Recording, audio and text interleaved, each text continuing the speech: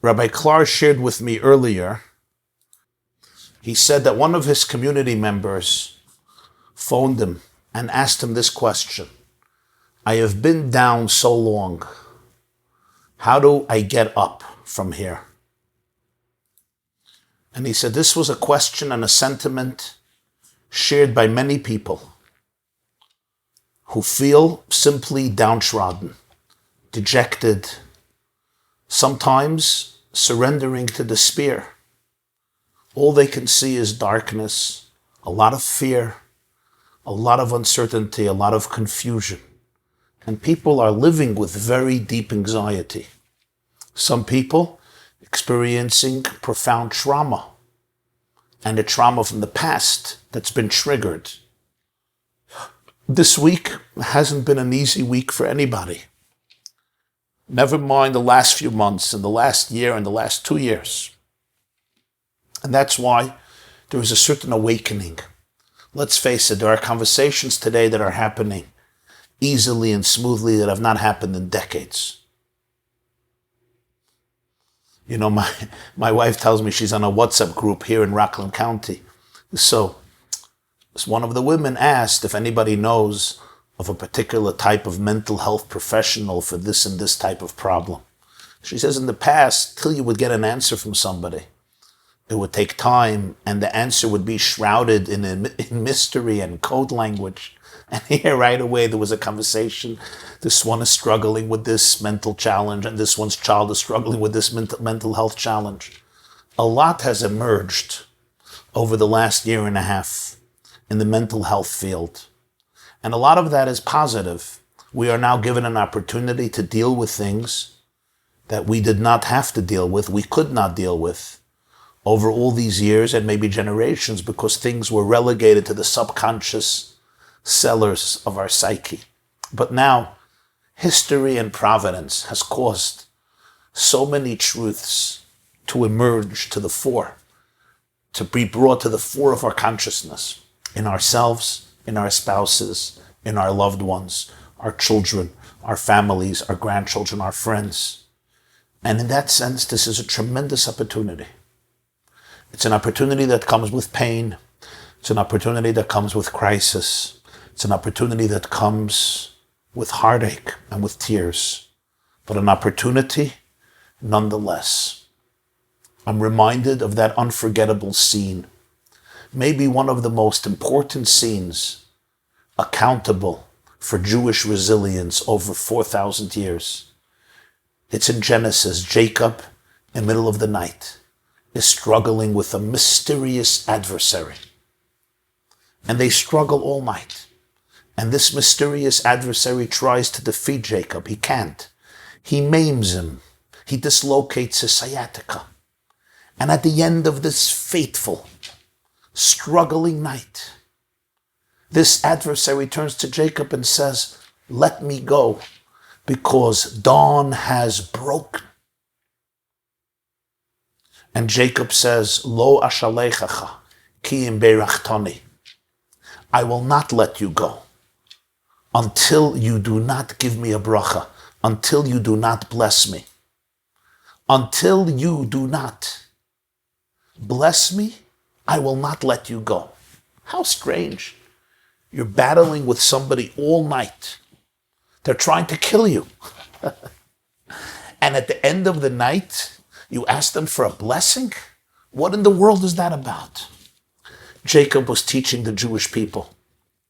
Every time you face adversity in life, it is insufficient for you to just emerge from the crisis and go back to the way you were before. No, I will not let you go until I do not emerge from this encounter more blessed, more authentic, more real, more deep, more powerful, and yes, more invigorated and stimulated and empowered. From this, the Jewish people learned over the last 4 millennia that when we face adversity, individually and collectively, it's insufficient for us to say, let's get rid of the adversary and go back to the way we were before. If that's the point, then why did God send this adversity in the first place? No! The message must be much deeper. Lo ashalechecha, I will not let you out of my hands. Ki im beirachtani, only after I will emerge more blessed. Now that's a tall order, because what this means is that within each challenge lay a potential for a new reality. Within each crisis lay the seeds for opportunity. Within each experience that confuses us and overwhelms us lay the secret potential for rebirth, for renewal, for a renaissance, for rejuvenation. And therefore, I don't just turn to a crisis and say, get out of my life. Yes, I want the crisis to live my life, but I must go one step deeper, and that is, I want you to get out of my life, but I will not let you go until I will discover how you have caused me to grow in unprecedented ways, how you have made me a new person, how you have molded me and crafted me and allowed me to discover parts of myself that I never knew existed, how you empowered me to go into places I was never ready to go, to get in touch with emotions that I thought would be repressed or suppressed till my last breath, to get in touch with my true dreams and yearnings and longings and pain the way I have never done before. And then it will turn out that you did not only constitute a crisis, but you also became an opportunity. There's an old saying, why are the Chinese around for 5,000 years? It's because the same character that they have for the word crisis, they have for the word opportunity. But with Judaism, it goes one step deeper. We have a word called mashber. It's a Hebrew word, mashber. Mem shin bet resh. M-A-S-H-B-A-R. Mashber. It's a Hebrew term. It means a breakdown. From the word lishbor, broken, shvira, brokenness, a breakdown. But you know what it also means in Hebrew? When a woman traditionally in the days of yore would sit on a birthing stool, it's called in biblical Hebrew, Isha Yoshevet al Hamashber. A woman sitting on a birthing stool. Funny juxtaposition, because in Judaism, every time something gets broken, it's really an opportunity for rebirth. Now I have to say, I don't mean to come across here as a preacher and a pontificator, because I'm not. This is painful. What I'm saying is painful. Somebody who just says, oh, there's a breakdown, yeah, it's just a new birth. Oh, there's a crisis, it's just an opportunity. Oh, this angel, this adversary is trying to kill me. Oh, he's going to bless me. This means I spaced out. I'm not feeling the pain.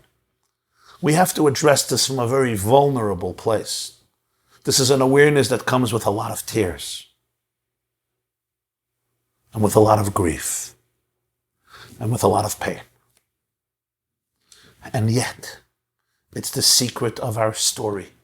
It's the secret of our fortitude. It's the secret of our resilience from the days of Jacob. Proof is that at that moment, Jacob received a new name, which became our name.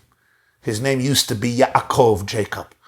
And at that moment, after that encounter, his name was transformed from Yaakov to Yisrael, Israel. And that's our name till today. We are called Bnei Yisrael, the children of Israel. Am Yisrael, the nation of Israel. Our homeland is called Eretz Yisrael, the land of Israel. And our Torah, our religion, is called Torat Yisrael, the Torah of Israel. And that adversary changed his name, said, don't call yourself Jacob anymore. Call yourself Yisrael, because you have wrestled with God and with people and you have prevailed. It's when we wrestle with our own demons and our own skeletons, with our own darker angels and our own traumas, with our own fears and our own insecurities, with our own difficulties and our own challenges.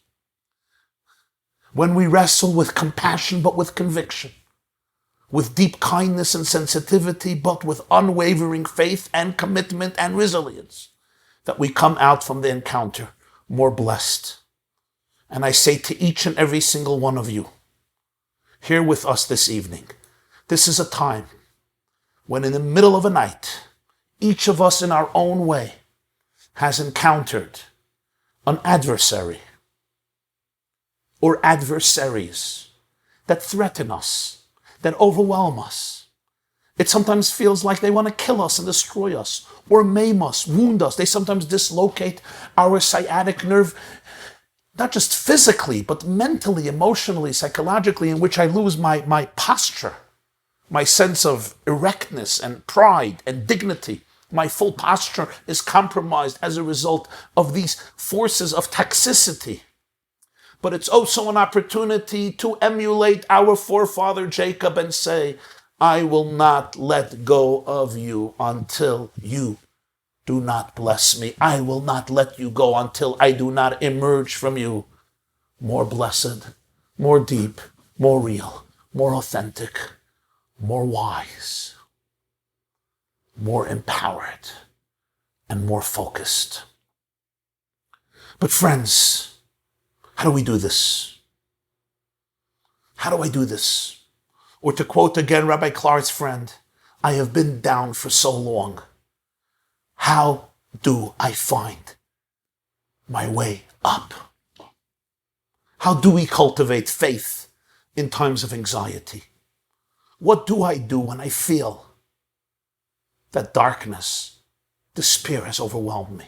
What do we do in those moments when we feel that so much of our life has been snatched away from us? When there is this tremendous pain, coupled with fear, coupled with anxiety, coupled with insecurity, coupled with uncertainty, coupled with challenges that we did not expect, curveballs that come our way that we did not anticipate, whether it's in terms of your own emotional health, your own mental space, your physical, financial, spiritual, social standing, your physical health, whether it's facing loss and grief and tragedy, whether it's facing pain, physical or emotional, whether it's facing a challenge and a crisis with your own child or children, or in your own marriage, or in your job, or with your family, or friends, or community. Internal struggles or external struggles, struggles that people see, and many struggles that most people don't even see because they happen in the inner recesses of your heart and my heart. And I want to give you this evening a brief but powerful blueprint that Judaism has articulated millennia ago, but it's always been fine-tuned and developed and crystallized through generations of sages and rabbis and rebbitzins and teachers and mentors until this very day. Let's begin with step one. So after we established the baseline, and the baseline is Judaism's approach to adversity is that message of Jacob, I do not let you go until I do not come out more blessed. Great message. But how? What are the tools? What are the skills to get there? So I'm going to go through Judaism's program, or at least a few points in Judaism's program, towards reaching this state of consciousness and implementing it in our lives, and then we're going to open the floor to questions. And I just want to say, all questions are welcome, no taboos, nothing off limits. You can either unmute yourself or ask your question live. You could put your question in chat so that I can read it. And we are open to every single type of question, and of course, as good Jews, objections as well. Step one. One of the most powerful teachings of Judaism that touches me every single day is the idea that despite any abuse you have experienced, any trauma you have endured in your life, and when I say trauma, I mean trauma with a capital T, you know, that traumatic experience or event that only you know of, or some people besides you know of, but also trauma not with a capital T. Those accumulative experiences in life that cause us to be timid, to remain locked up in our own bubble and cocoon, not to trust anybody, to feel isolated, lonely, misunderstood. Anybody knows what I'm talking about? Those experiences accumulative in life may be of neglect or our own deep sensitivities. Those experiences as a result of nature or nurture, as a result of epigenetics, or environmental influences, education, parenting, our home, our family, or just our own chemical and genetic physiological makeup, which causes us ultimately to grow up in a world that is difficult for us. We're confused. We're overwhelmed. We may be suffering from a mental illness. We may be suffering from a real mental challenge. And the only people I know who are perfect are the people I don't know. The only families I know that are perfect are the families I don't know well. The only marriages I know that are perfect are the marriages I don't know. Each and every one of us struggles in our own way, whether it's with ourselves or with people very close to our lives. And yet Judaism comes and says that you have to always remember that your core remains untarnished. Your core is invincible. Your core is indestructible. Why? Because the core of your being, of your body and your soul is a fragment of God, in the words of the Tanya and the holy writings of the mystics. And because you are a fragment of God, just as God is invincible and indestructible, at your core you're invincible. Your essence is filled with infinite potential, with infinite confidence, with infinite promise. Nobody and nothing can crush and stifle and obliterate your innermost beauty, your dreams, your passion. Your passions, that inner child that remains pure, always remains pure. And even if that child endured unspeakable trauma or abuse and trauma not of such grandeur, but nonetheless experiences and encounters that came from its own genetic makeup or from its relationship with others that cause us to shy away from life. I learn to space out, I learn to detach, or I become so aggressive or passive aggressive, or I'm angry, or I'm miserable, or I'm always doubting myself. I could never be calm, relaxed, cool, collective, happy. Despite all of those truths, Judaism teaches in the words, I was saying it today in the prayers, and I was thinking about it, very emotional words. We say it in the morning prayers. King David says, Al tigoi b'meshichai u'v'nevi'ai al tereyu. Do not touch my anointed ones, my Mashiachs. So the Talmud says in Tractate Shabbos 119, who are the Mashiachs? Who are our anointed ones? Elu tinokot shel beis Rabbi. These are the little kinderlach, the little children. Every one of us has a child inside that is defined as Mashiach, God's anointed one. It's the child in us that is filled with so much innocence and so much joy and so much trust. And yet, as we grow older with the disappointments of life and the disillusionments of life and the pain of life and the feedback we experience in life, you may think that that little cute angelic piece of heaven lingering inside of you has been tarnished, has been abused, has been affected. So we say every morning, Al tigoi b'meshichai. Nothing in life can touch, can tarnish, can affect my inner little Mashiach, my inner peace of God. You must trust that part of you. You are deserving to be free because at your core, your soul is emancipated. You are not in shackles. You are not inhibited. Yes, I know my thoughts tell me I'm inhibited. My neural pathways have been formed towards an inclination of slavery and subjugation and depression and despair. I know that. But those are all thoughts. Those are all emotions, visceral experiences that I'm having. But they never, ever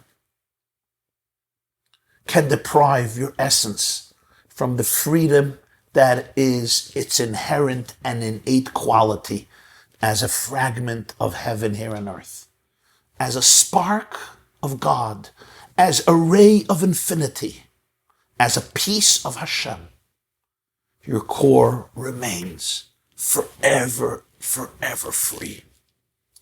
And that faith in your core must always be present, even if viscerally I am struggling with it. There's a fascinating interpretation of the Midrash. Moses, before he dies, he calls God Kel Emunah, the God of faith, at the end of Deuteronomy. The God of faith asks the Sifri, ask the rabbis, What does it mean God is the God of faith, that he believes in himself? God has faith. I understand when you say this person has faith, they believe in God, they believe in a higher power, they believe in a consciousness of love and unity. What does it mean, Kela Muna, God is a God of faith? Who does he have faith in? Himself? You mean he doesn't doubt that he exists? God is not an atheist? That's an interesting question, right? An interesting con. Can God be an atheist? That's what the Medrash seems to imply. Kela Muna, God is a God of faith. And the Sifri says, and I quote these beautiful words in Hebrew, Shehemin ba'olamai ubaro. What it means, what Moses means when he says God is a God of faith is, he has faith in me, in you, in the world. He believed in the world and he created it. And he never becomes disillusioned.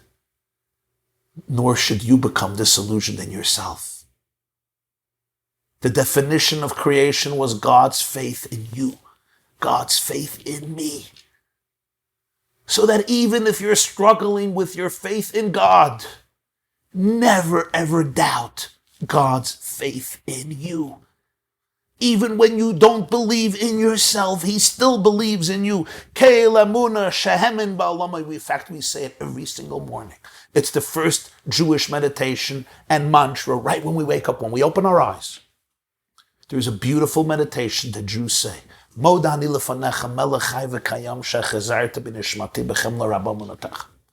thank you, eternal reality, for restoring my soul to me with great compassion. And then we finish off, Rabbi Munasrecha. Your faith is great. What does this mean? What we're saying each morning is, your faith in me is great. You have given me back my soul. I do not take it for granted. I don't take anything for granted.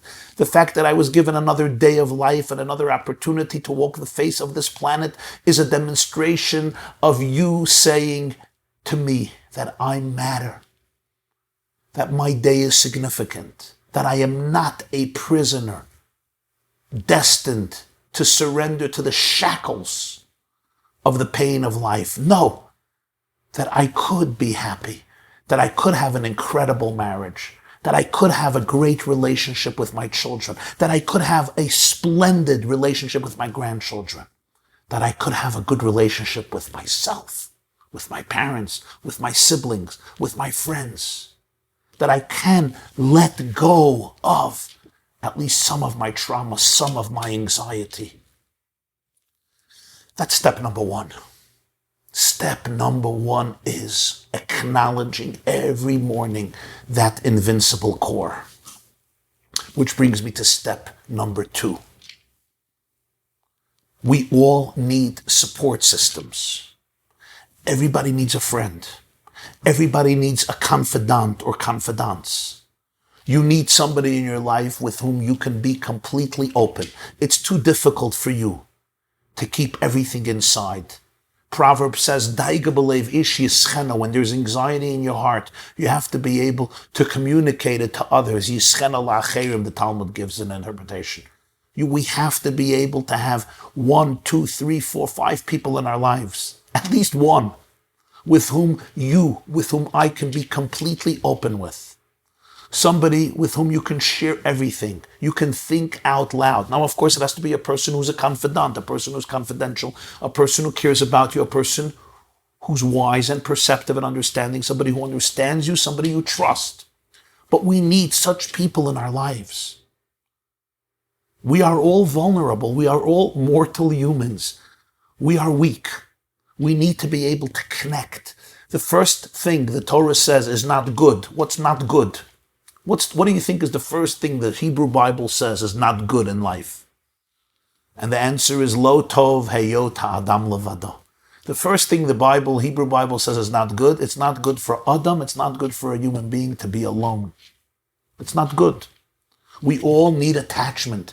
We all need connection. And today many of us are suffering from attachment disorder. We don't have healthy attachments. We are alone in the world. We need to be able to rediscover our ability to attach ourselves. Now, sometimes it's very scary. I want to become a victim so that I could say, I'm alone, nobody understands me. Everybody backstabs me. Everybody betrays me. Every time I go to the synagogue, they're talking about me. Nobody respects me. Nobody honors me. I am the victim for eternity. I am the loser. I am the nerd. There's a song by the Stiebelhoppers. It's called the Nebuch of the Stiebel. I'm the Nebuch. You know what Nebuch is? I'm the Nebuch. I'm the victim of the Stiebel. But we have to realize that those thoughts of victimhood are become a self-fulfilling prophecy. There's a part of me that is not a victim. There's a part of me that's free, and I want to open myself up to it. I don't need to escape into victimhood in order to avoid the pain. I have the power to be able to confront it, and the first step is to be able to share, to be able to connect. The antithesis, today we know in research that the antithesis of addiction is not sobriety. The antithesis of addiction is connection. People who are connected don't run to addiction. People who are disconnected, they are alone in the world. They run to addiction. Which brings us to another very important point. And this is a teaching of the Baal Shem Tov. The Baal Shem Tov teaches, this is a verse in the book of Exodus. The Jewish people have left Egypt. They have come to the Red Sea, only to discover that the Egyptian troops are pursuing them, and they're caught between a rock and a hard place, and they don't know what to do next, and they cry out, and they're desperate, and some Jews say, let's jump into the sea, and some say, let's go back to Egypt, and some say, let's fight, and some say, let's pray. And then Moses tells them, and he says, relax, stand here and you will see salvation, because as you see Egypt today, you will never see them again. The way you see Egypt today, you will never see them again. And the commentators struggle with this message. Because you see Egypt today, you will never see them again. What's the connection? Moses could just say, don't worry, you're never going to see them again. They're gone, they're done. He says, no, since you see them today, you will never see them again. And the Baal Shem Tov gives us an extraordinary interpretation. He says, only because you're ready to look at Egypt today, you will never see them again. If you close your eyes now, you will see them again and again and again. But if you're ready to look at them now, you will never have to see them again.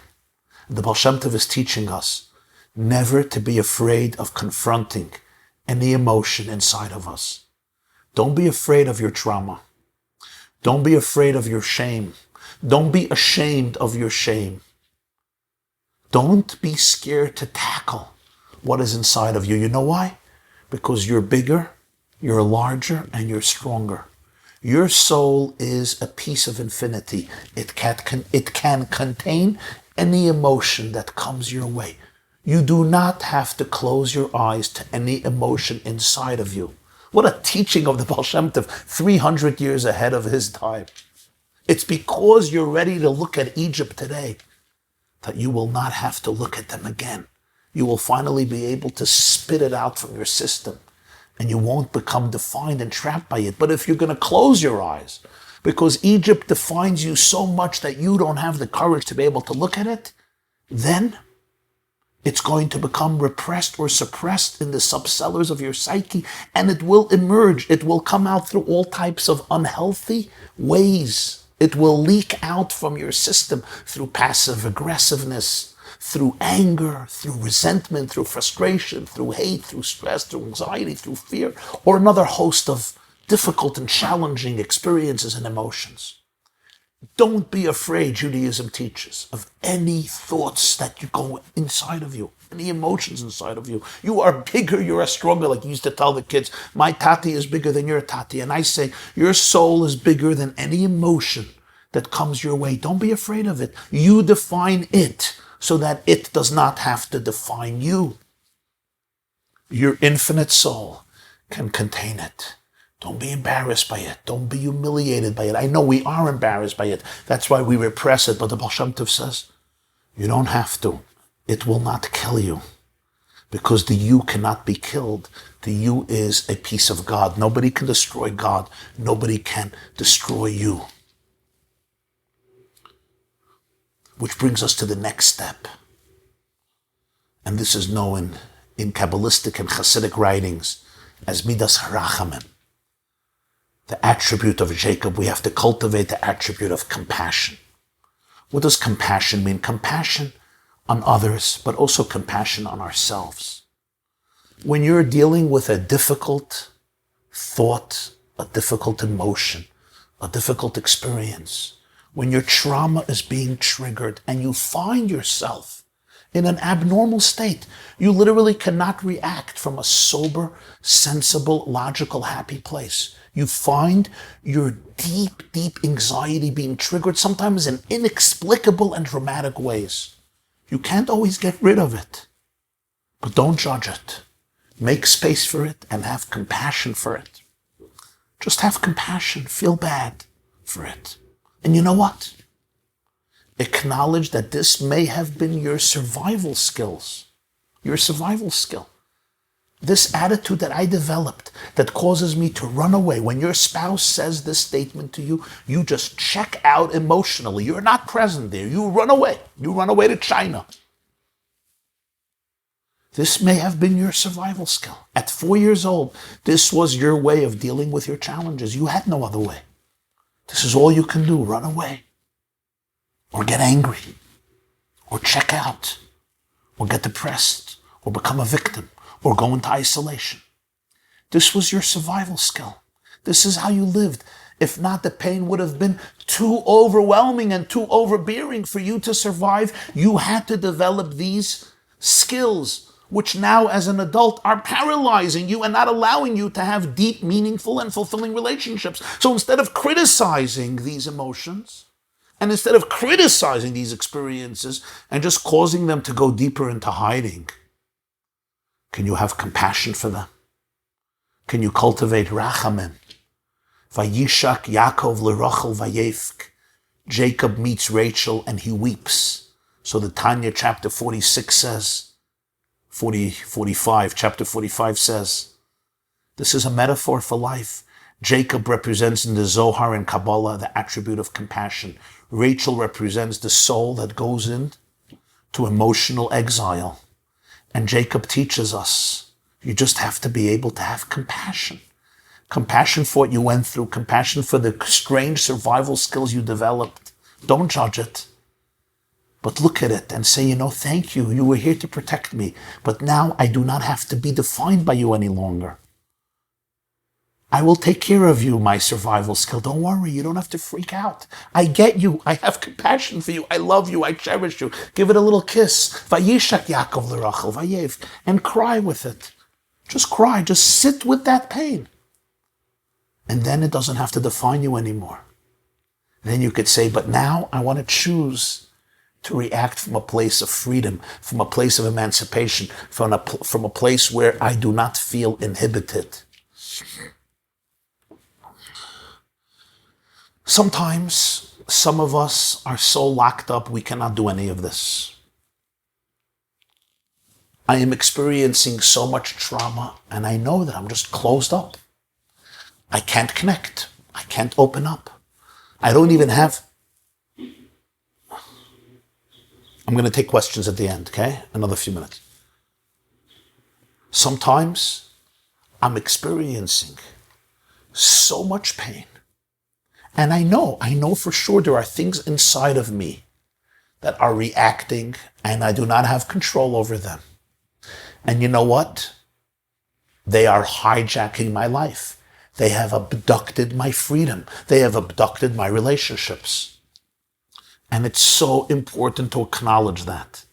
Not to deny it, not to run away from it, to have compassion for it, to realize that that may be happening, because the more you have compassion for it, the more you can quarantine it and not let it define you, rather you define it. And usually in most cases, we need help from a real professional who can help us identify the traumas and then help us release those traumas, at least to some degree. It's very important. If you find yourself paralyzed, if you find yourself always getting angry at your spouse, at your children, at yourself, at your parents, at your siblings, at the world, if you find yourself always reacting from a place of such deep, disturbing places. It's so likely that I really have no choice. I am so much a prisoner to my own experiences, and I don't even know how to live in any other way. And information won't help. Sometimes people have been to talk therapy for decades. They have gone to rabbis and mentors and teachers, and they tell them you have to read more good books about being ethics, learn more Musar, learn more ethics, learn more Hasidus, learn more Kabbalah, learn more Chumash, learn more Gemara, learn more. And it's beautiful advice. It's good to learn more. But you know what? It's not addressing the problem. I want to be a good person. I want to be a good father. I want to be a good husband. I am traumatized. Sometimes you meet couples. He means well, she means well. They just don't know how. The guy makes a resolution. I'm never going to lose my temper again. And then he loses it the next day. He is responding from a place where he really doesn't have choices. The poor guy is a victim. He is responding as a 6-year-old. For him, this is survival, or for her, this is survival.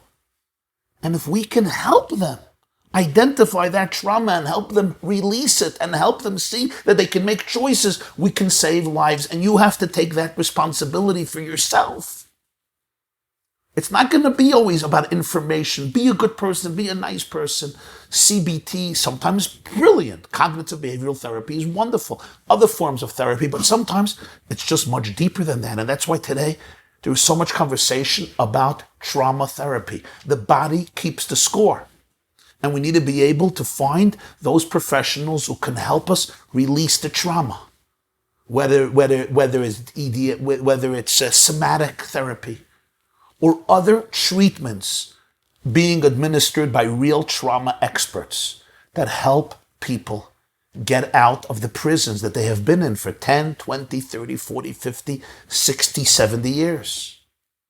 You just want to make sure you have real people, real experts who are guiding you and mentoring you, and they are familiar with the cutting-edge developments in this area. There's all these different types of treatments, including various substances that are being used today with mental health professionals and doctors and therapists and so forth. I'm not the experts. I'm not telling anybody what to do and what not to do.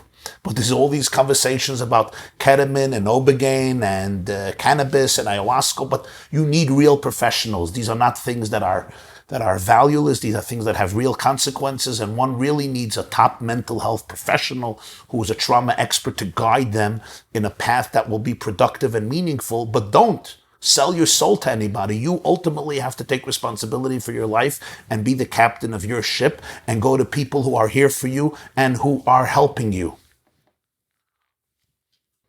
And I'm going to make 3 more points and then open the floor to questions. We have to realize that some people's trauma is not coming because they had bad parents, or because they were abused, or because they grew up in a horrible, dysfunctional family or community. Yes, nobody grew up in a perfect situation, but some of us are simply sensitive. And what traumatizes us more than anything else is existence. Just existence, yeah. Waking up in the morning and facing a world of differentiation. You see, before we came into this world, the soul experienced oneness. The whole world is one. It's all pervaded by infinite divine love and oneness. But existence is about differentiation. The part becomes detached from the whole, and I don't experience the whole anymore. And for some people, that doesn't mean anything. Some people don't even understand what I'm talking about. But for some people, this is trauma. The trauma of experiencing a world that is fragmented, that is broken, is very difficult for many souls. And if that's the trauma you're facing, you have to realize this, that my pain may be coming from just facing existence. Facing existence means, for some souls, facing trauma. And the ability to work that through and to be able to understand the sensitivity of living and the need to be able to bring in light into that space of darkness, that's the remedy. The understanding that life itself is broken, In fact, the word in Hebrew for evil, for bad, is ra. Ra doesn't mean bad. Ra means broken. Ru'us, ruach, kaisel ra'ua means broken, because the beginning of all toxicity, the beginning of all negativity is that I feel that I'm broken. I'm not part of the infinite oneness that pervades past, present, future, and all of the universe and beyond, and connects all of us into a singular entity reflecting the oneness of the divine. So we have to realize that some of us are really sensitive to that. And we have to acknowledge those setbacks that we have, each person in their own way. Mental, spiritual, physical, financial, transcendent setbacks. And don't blame yourself. Just realize those sensitivities that may exist in you and in your children, what they call today HSP, highly sensitive people. And highly sensitive people react to the world in different ways. What for you or for me means nothing, for them can occupy significant space and really throw them over the top. And just tell them, oh, get over it, just be like me, is cruel, and it's irrelevant. Another very, very important point, and that is, sometimes when darkness takes over, it feels like it's absolute and it's never going to end. You know that feeling? You're in a difficult marriage, you're in a difficult relationship with your kids, you're in a difficult relationship with yourself, and things are so dark. And you just tell yourself, this is never going to end. The darkness feels so powerful, it feels so absolute, it feels so infinite. You don't feel any glimmer of hope, and you could read things, and you can hear lectures, and you could watch Rabbi YY's clips, and you can come across wonderful websites, and you can see wonderful people. But that inner darkness that has set into your heart is just so all-pervasive. You don't feel there's a way out.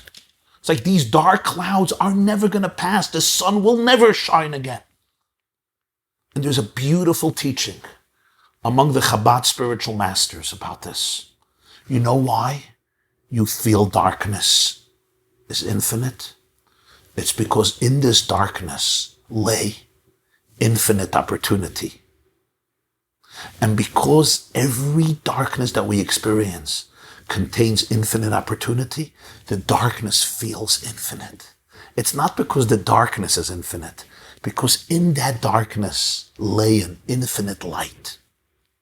And if I only have the courage to stay with it and to remain intact and to remain anchored in my unequivocal and unwavering faith, that infinite light will emerge and bring me to infinite places.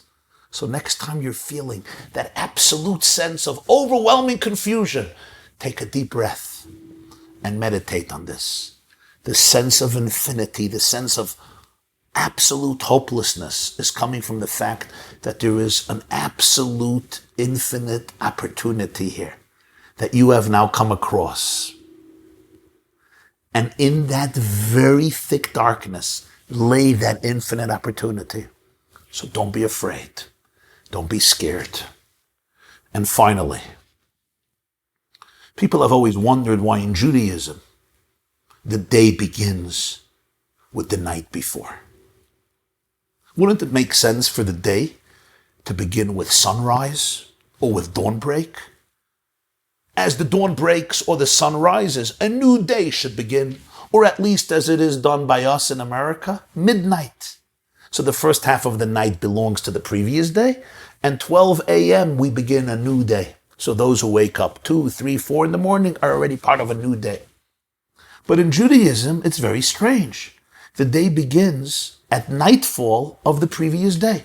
So when you come home exhausted, tired, verschlept, verhakt, it's been a long day, and the sun sets as it's setting right now on us, this is when the new day begins. Come on, this is not when the new day begins. This is when the old day ends. It's time to go schluffy, it's time to take a shower, it's time to eat supper and relax. Read a book, have a drink, sit on the couch, go to sleep, whatever it is that you do in the evening. Join a Zoom class. But it's the day is coming to an end. But in Judaism, that's not the case. The day always begins with night. Nightfall, this is the beginning of the day. As it says in Genesis, Vayi Erev, Vayi Voker, Yom Echad. Day one is a composite of evening and morning.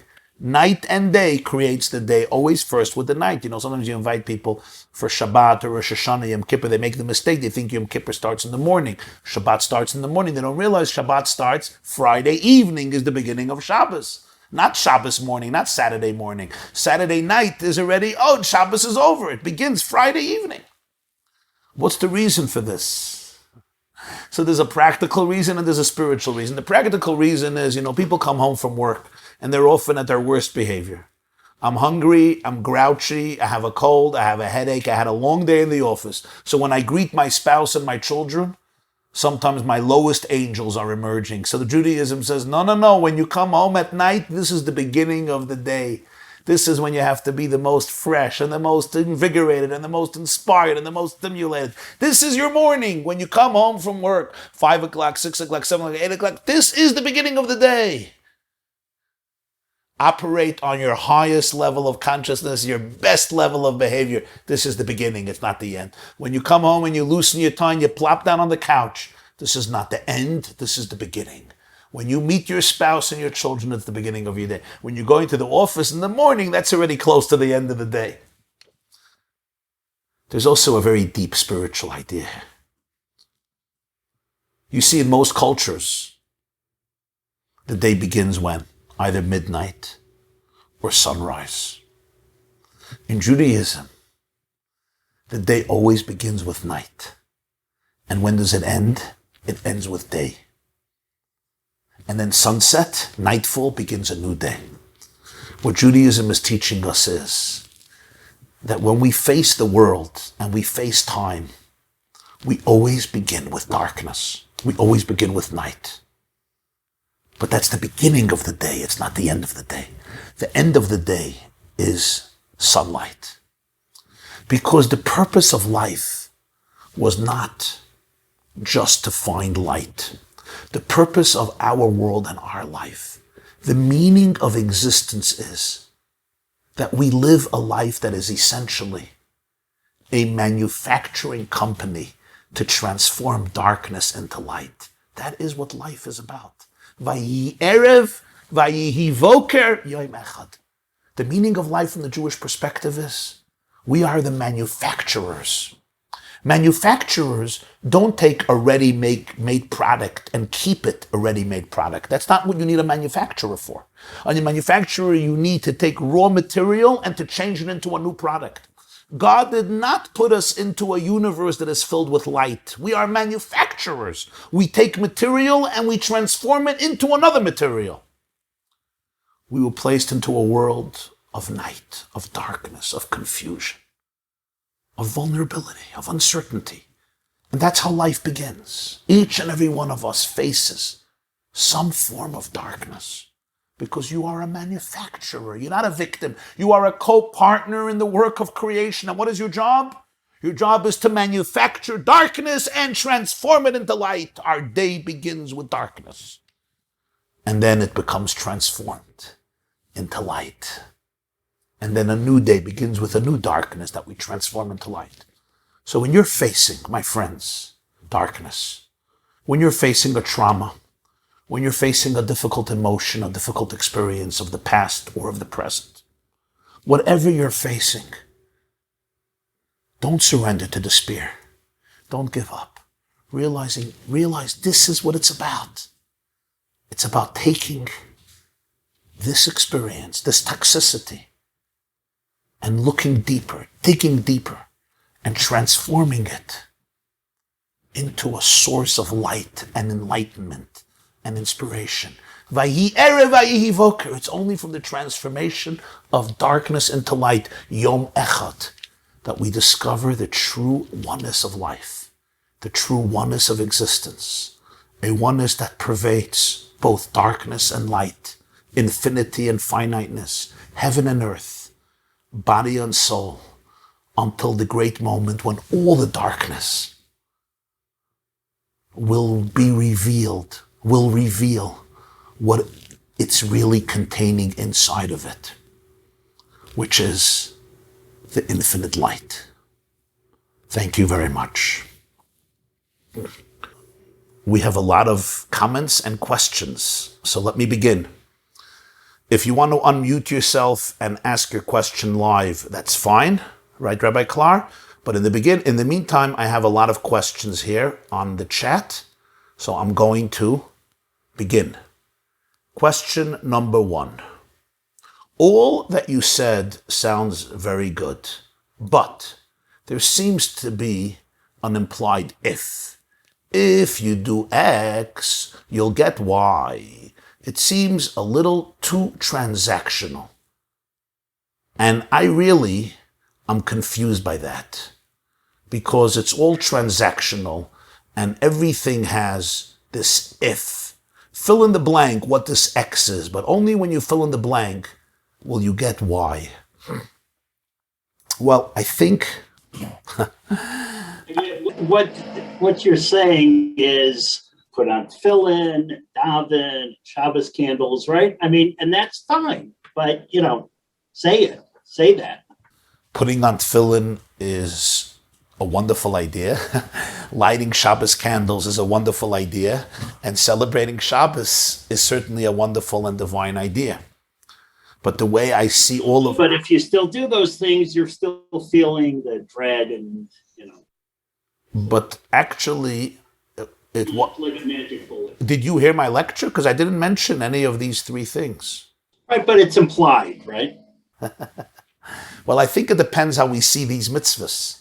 I see these mitzvahs as opportunities to go deeper into ourselves and really cultivate a much more profound self-awareness and alignment with our divine core.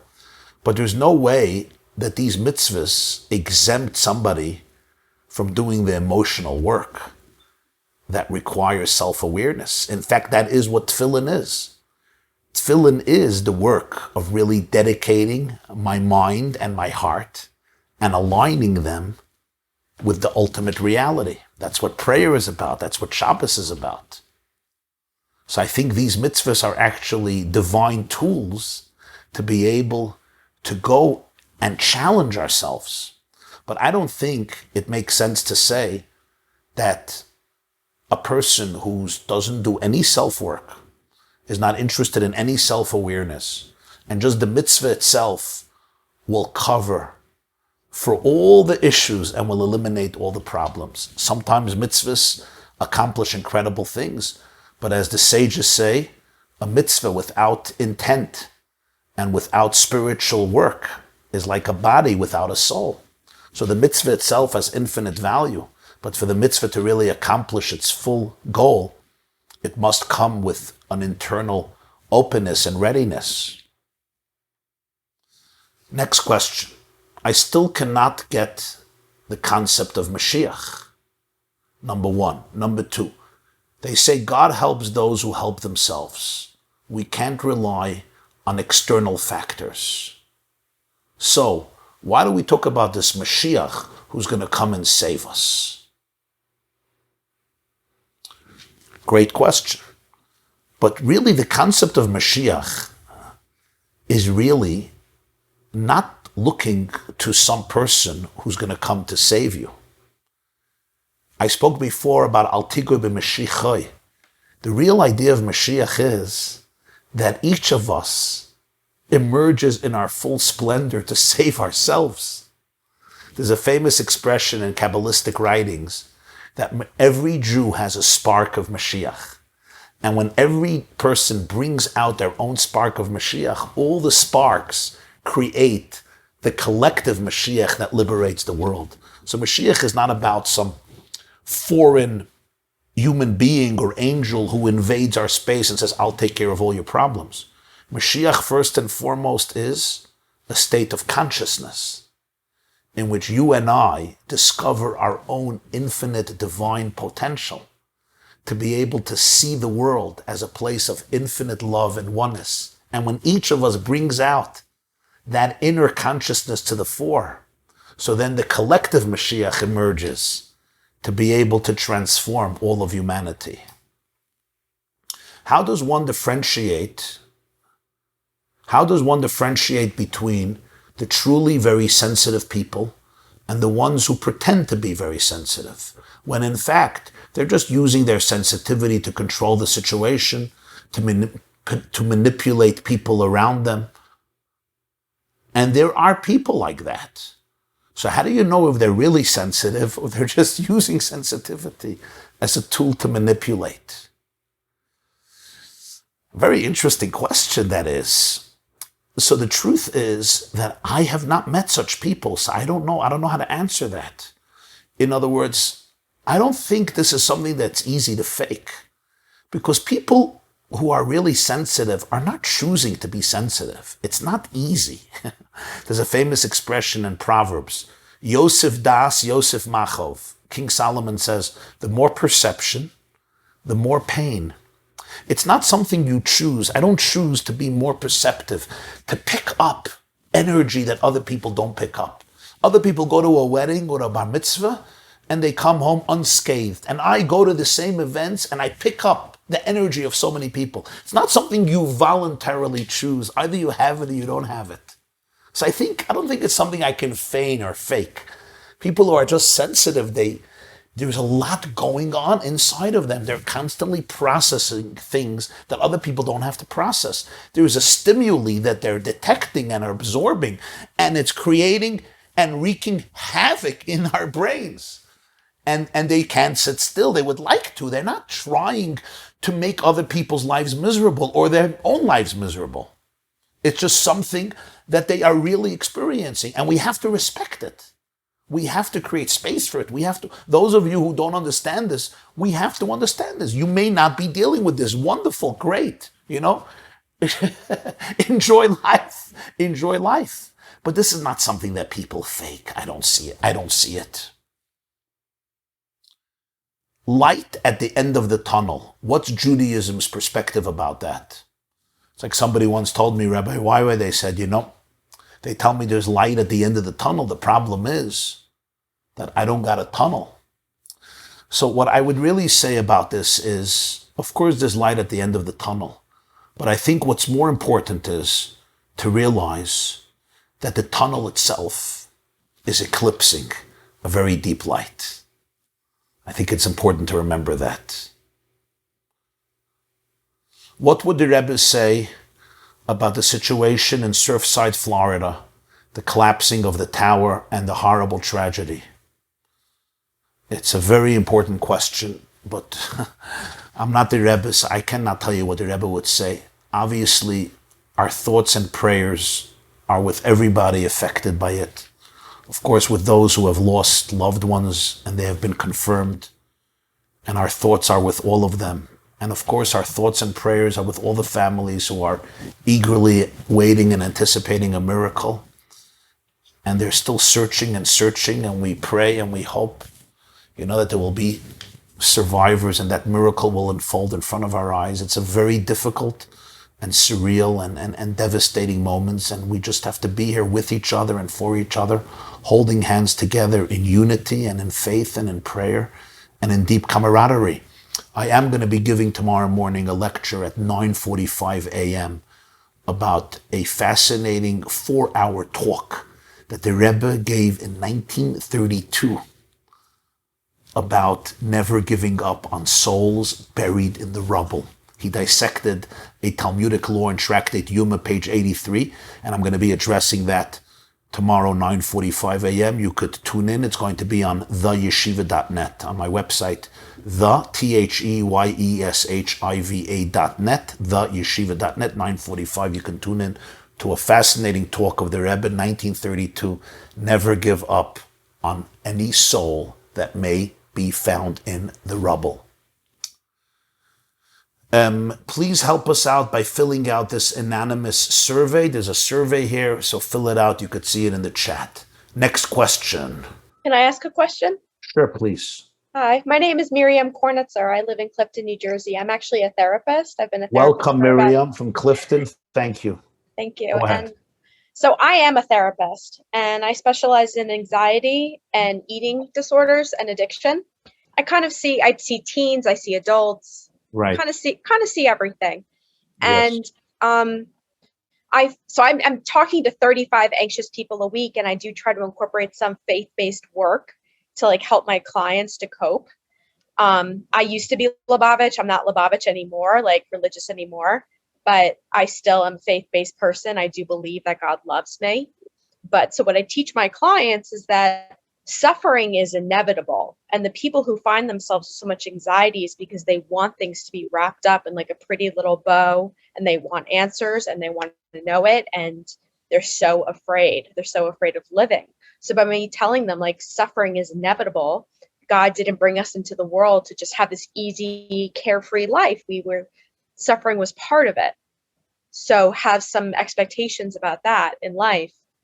Is that a kosher thing to say? I mean, I always would say to rabbis, like, punishment is in the Torah. Like, sometimes we can be punished, and they would say, no, it's not true.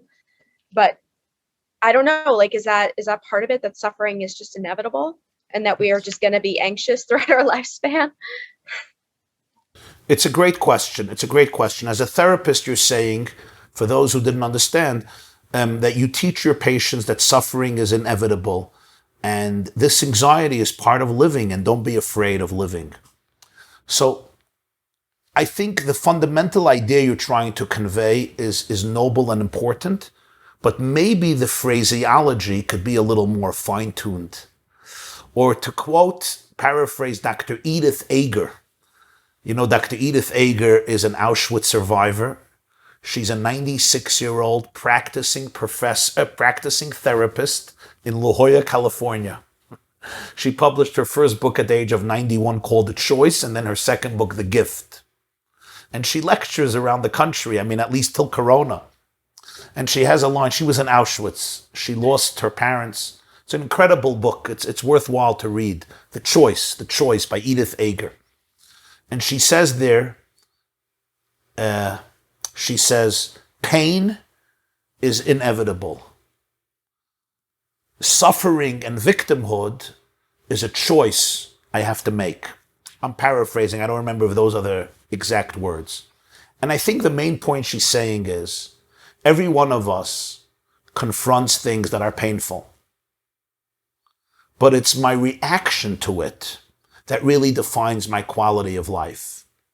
Anchored in faith doesn't mean that I'm not experiencing pain, but it means that I am not a victim. As Joseph said, I was not sold, I was sent. God sent me into this situation in order to learn more about myself and in order to bring light into this space of darkness. So I don't have to fear whatever I'm confronting. So I think that sentiment is extremely noble. When the Torah speaks about punishments, the punishments should never be understood as punishments coming from vengeance or God, losing himself, so to speak, or bad impulses, or I'm going to show you who's boss, and I'll teach you not to start up with me. There are punishments that are there to help the person reach their ultimate potential and fulfill their mission in this world and in the next world, even if sometimes we don't understand how and why. So there's always a love behind it and a meaning behind it and a purpose behind it, which doesn't mean that it's easy.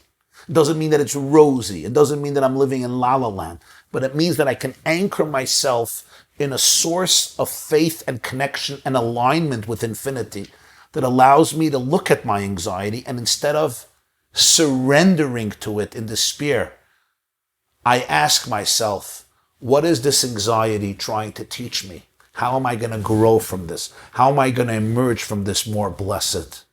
I think this is a quintessential Jewish idea. And thank you for everything you do for all of your patients every week. Thank you. Rabbi, I have a question. Yes, go ahead. My name is Yana Neslos, and I'm Welcome. part of the Rabbi Clark's community people. Okay, you're lucky. You have one of the best rabbis in the world. One of the best rabbis in the world. And I'm also belonging to Rabbi Vogel in Rochester, New York. Wonderful. Thank you. The word ra is bad. אבל מה עושים עם המילה רעות, friendship? Beautiful question. Geschmack question. Wonderful. So everybody understood the question? The question was, the word Ra means bad, right? But the word Ra is the same, it's the same letters as the word Reya, which means a friend. V'ahavta l'reyacha kamocha. Reya means a friend. In fact, the Maharal of Prague has a book, Nestivot Olam, he has a section there called The Path to Avas Reya, to love a friend. We say in the Sheva Brachos, when a couple gets married, we say, you remember? Ahava v'achva shalom v'reut. Love and brotherhood and peace and friendship. Beautiful question.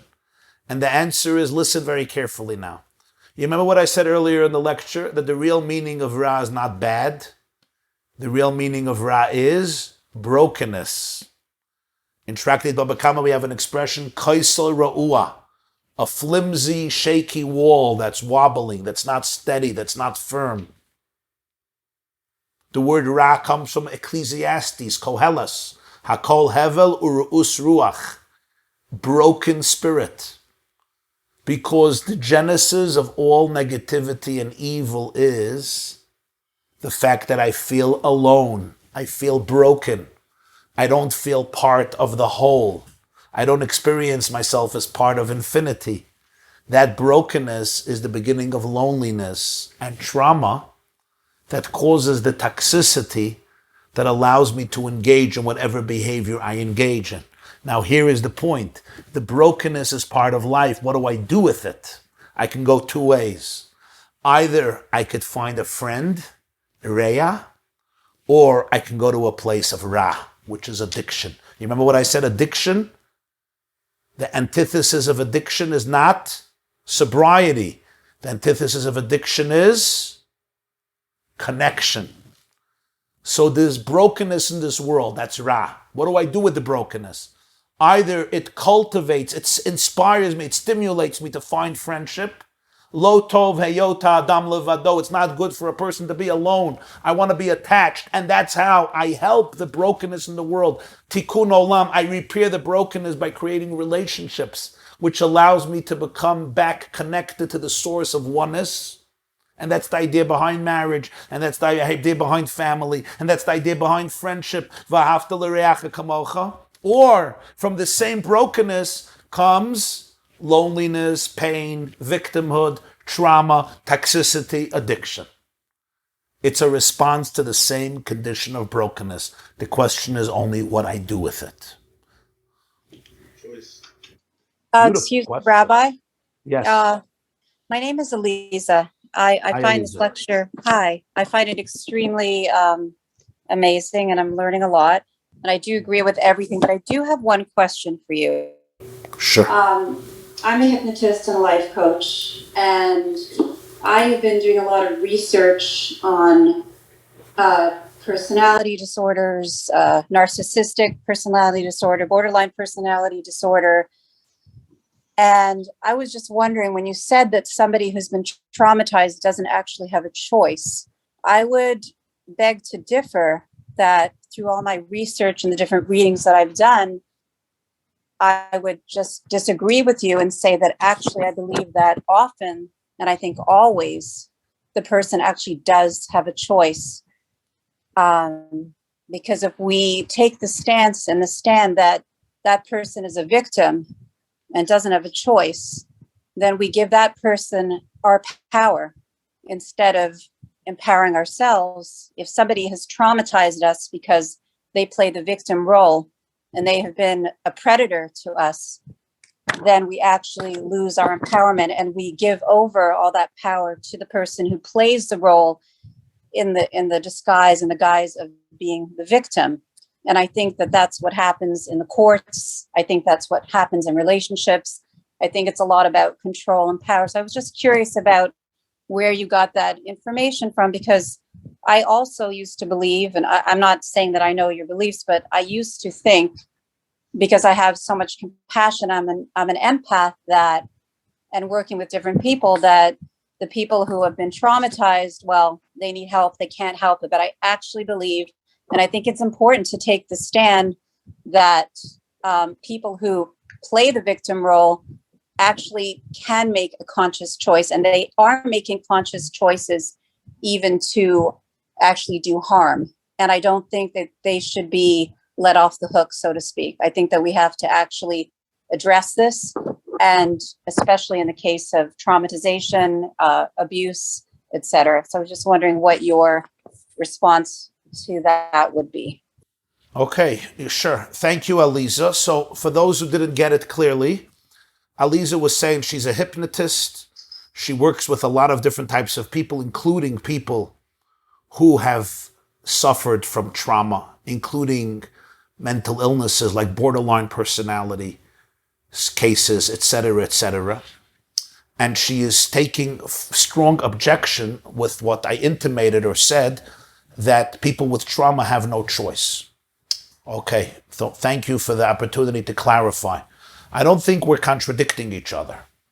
What I meant was that there's a trauma that it may exist in me or in you or in another person that I did not cause. I have no choice in the sense that I have to confront this trauma.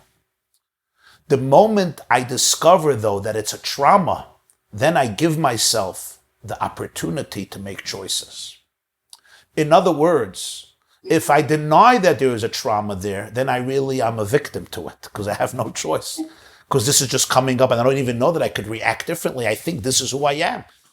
This is the color of my eyes. This is the color of my hair. Like people say, what do you want me to be? Not me. And it's interesting that a lot of people, until they learn that it's a trauma, they are actually complete victims of it. It's paradoxically, you get what I'm saying? When I could learn that it's a trauma. In other words, it's not me. It's not my essence. Right. Something happened. Right.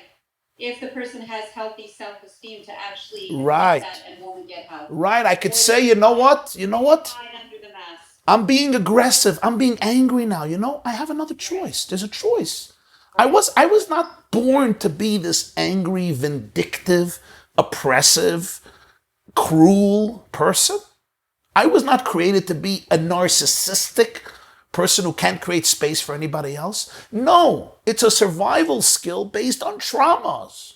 So now I can actually make a choice and say, I don't want to live by this trauma anymore. I may still have to deal with it, right? You get it? That's what I meant. Yes, thank you so much for clarifying. I Sure. appreciate that. Sure, thank you for the question. Thank you. And this is so important for people, so important for people, right? For example, there's a person who has a difficult marriage. And part of his trauma is self-righteousness. Aliza, you deal with these people all the time, right? In their mind, they're doing God's work.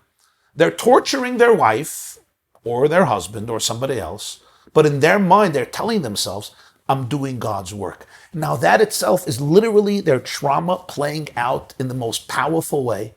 They are such pathetic victims of their own patheticness that they don't even realize how they're destroying themselves and everybody else in the process. And I say to them and to me and to all of us, if you could really get the help you need and see that your reactions are abnormal, your reactions are destructive, they're destroying you, they're destroying your spouse, they're destroying your children. It's really your trauma. And when you can discover that, you will be able to make choices. You won't have to be an eternal victim to that horrible trauma that is paralyzing you. Correct. They need to own it. Own it. Exactly. You can own it. It's difficult. It's painful because you are triggered and the trauma is there and you may not be able to eliminate it until many new neural pathways are developed in your brain, and that may take time, but you could still own it. You could still say, you know what? I'm bigger than this. I'm more powerful than this. I'm more blessed than this. I don't have to be locked up. I don't have to behave like a criminal. I don't have to be so vindictive. I don't have to let the anger rule my life and my relationships. I can give the anger compassion and space, but don't let it take over your life or my life. If the person is mentally stable and aware, yes. Of course, if the person is mentally stable and aware, of course, that's a prerequisite. They have to be in a state where they can hear this. Thank you for all your work. Any other questions? Yes, Rabbi. Go ahead.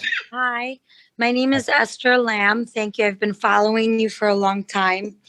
I love your lectures. I wanted to, first of all, make one comment and then I ask you a question.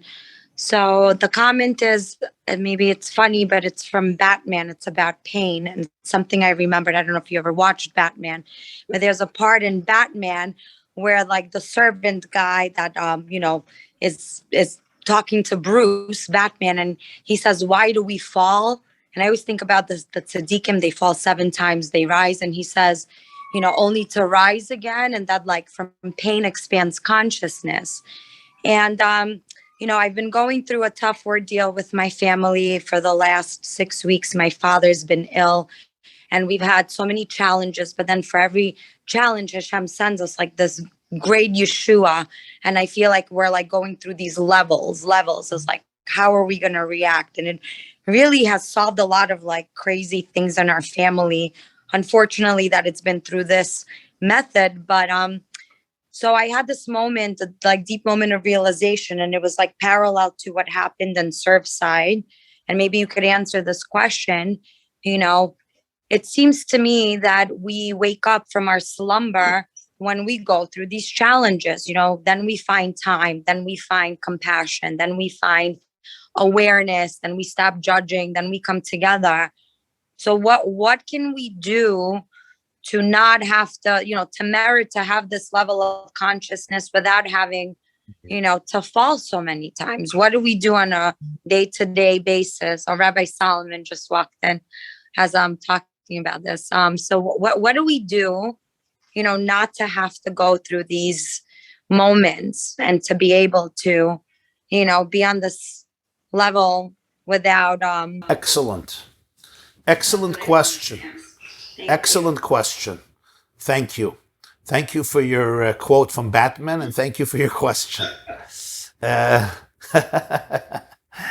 So it's really, I would say, you saying, why do we have to wait for a crisis like a Surfside catastrophe to be able to bring us together, make us more refined? A tragedy in Miron, Lag BaOmer, a tragedy in Karlin, coronavirus. And I think, we are creatures of habit. We easily resort back to our comfort zones and we forget.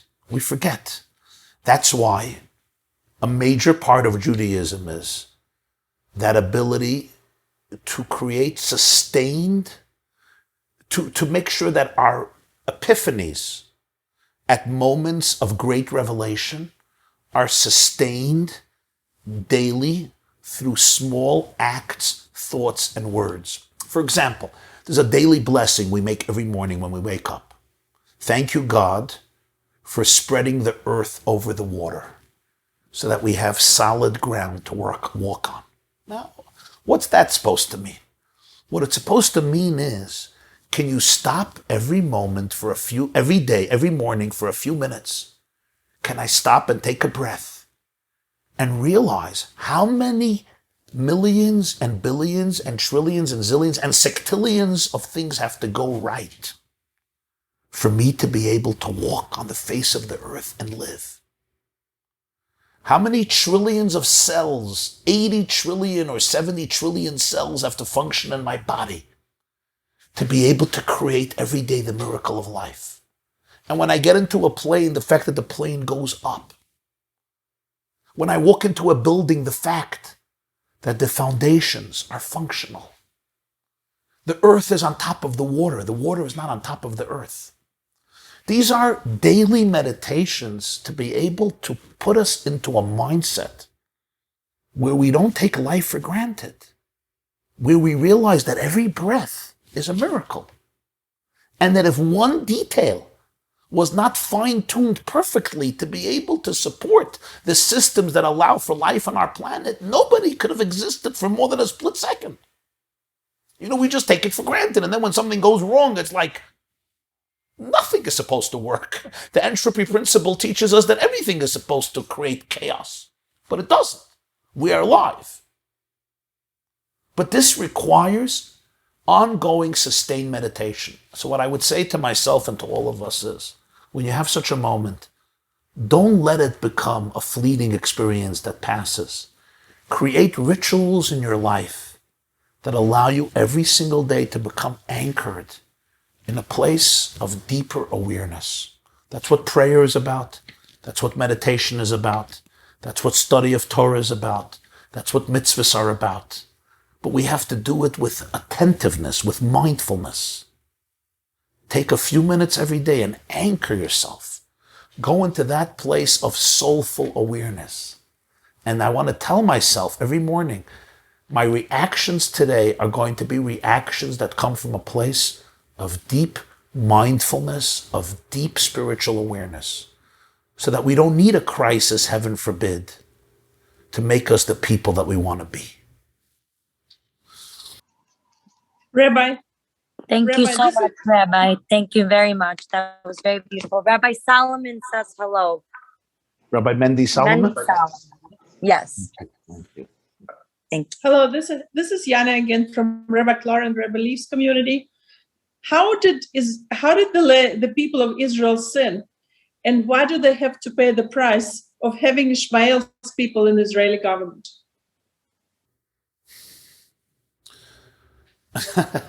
To talk about the Israeli government. Ishmael's Netzigim in the Israeli government. How could this happen after all those years? I don't know what to tell you.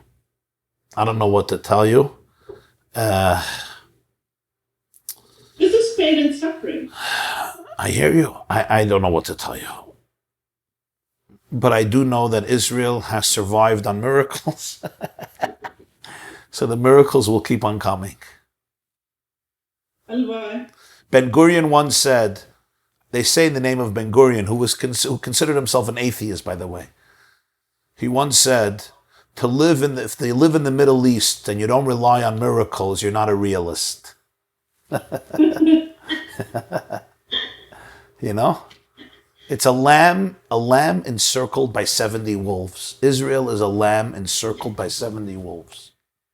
How does a lamb encircled by a pack of 70 wolves survive? But that's how it's been for 3,500 years.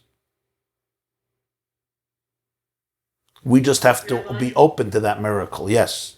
Rabbi, thank you so much. I really have enjoyed this. I was in education for 40 years and Wow. a counselor and therapist. And That's amazing.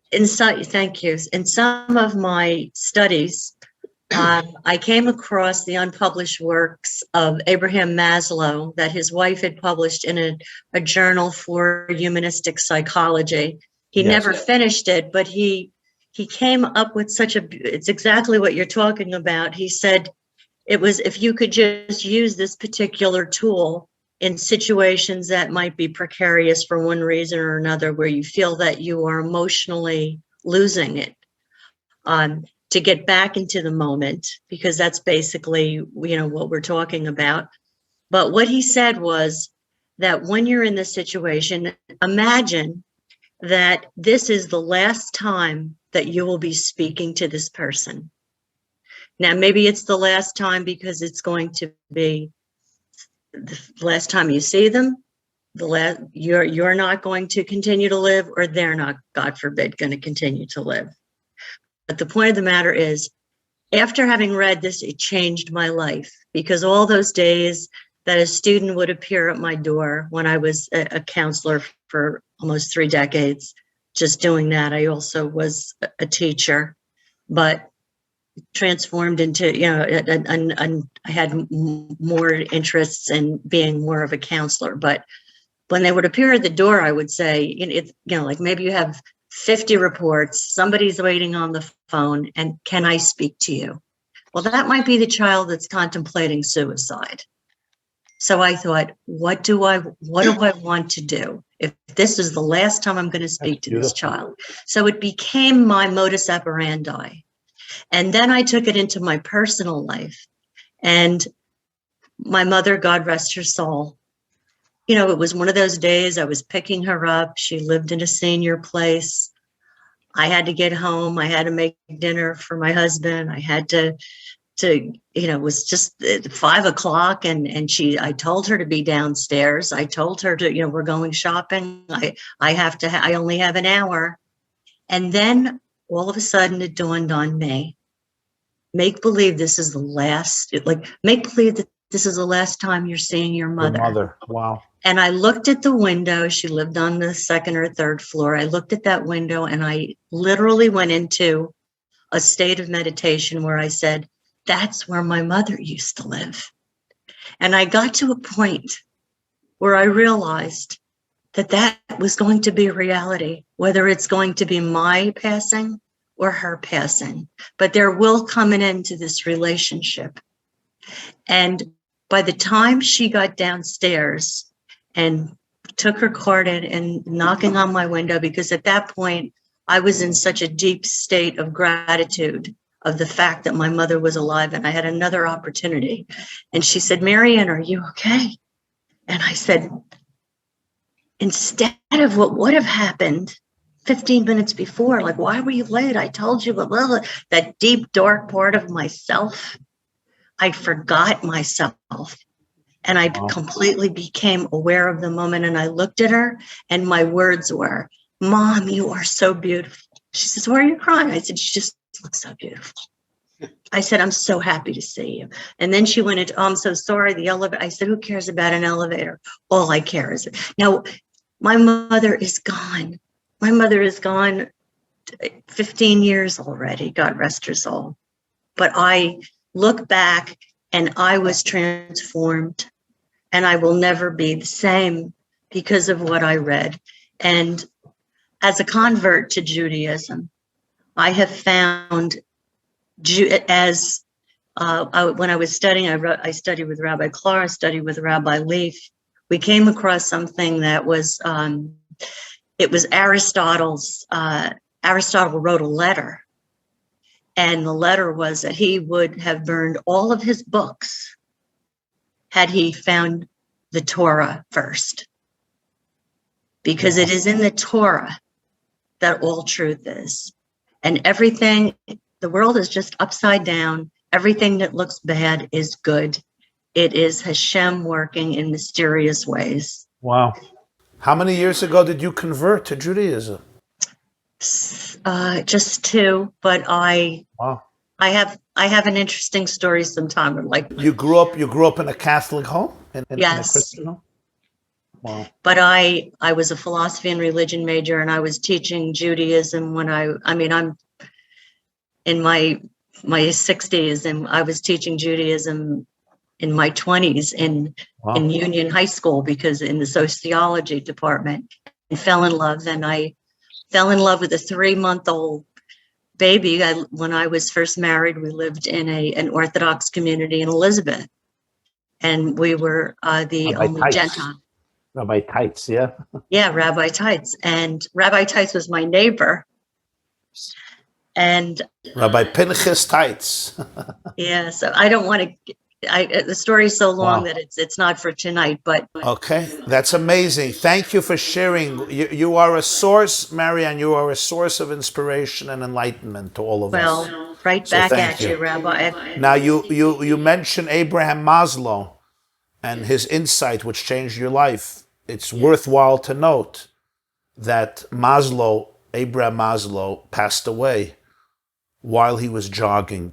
He suffered a severe heart attack while he was jogging, unexpectedly, and he died in June 1970 at the age of 62. In California, this was. So his observation when he said, you never know if this conversation with this student or with this friend or with this parent or with this person might be the last one. Sadly, he was just taken suddenly.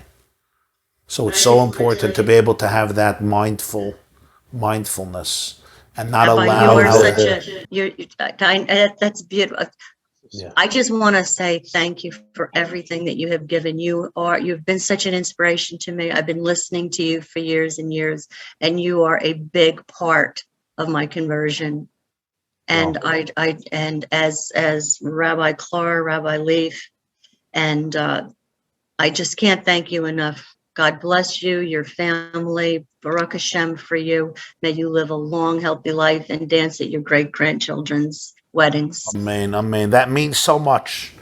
Same to you, and thank you for being such a source of light and serenity and faith. Baruch Hashem. Thank you. Okay, Rabbi Clark, you want to say goodbye to all of the wonderful kindred spirits that are gracing us here this evening? I felt when we all decided to invite you to speak that this was crucial. I don't think there's anything more important, and you did such an amazing job. Everybody has to hear this. So I'm going to push this this recording of this class for the next long while. Make sure all my kids see it and all my friends, anybody I care about. It was really wonderful and so helpful, and the questions that came out from everybody, it's just wonderful. I thank you all. Thank you, Rabbi Jacobson, and thank you, Rabbi Clark. Thank you, Rabbi Leaf. Thank you, Chabad of Montclair. Thank you, Chabad of Essex County. Thank you, all the Chabads and everybody gracing us here from New Jersey and from all the communities wherever you are, sending you my love and light and blessings. Chazak, chazak, v'nis chazek. And may we together hold hands always, be connected with our souls and with our deepest infinite light and with God to be able to transform all of our own darkness and the darkness around us into a catalyst and springboard for light, and reveal that infinite light of Mashiach that exists in each and every one of us until the whole world will be transformed by that collective light speedily in our days. Thank you very much. Good night. Thank you. Thank you so much. This class is brought to you by theyeshiva.net. Please help us continue the classes. Make even a small contribution at www.theyeshiva.net/donate.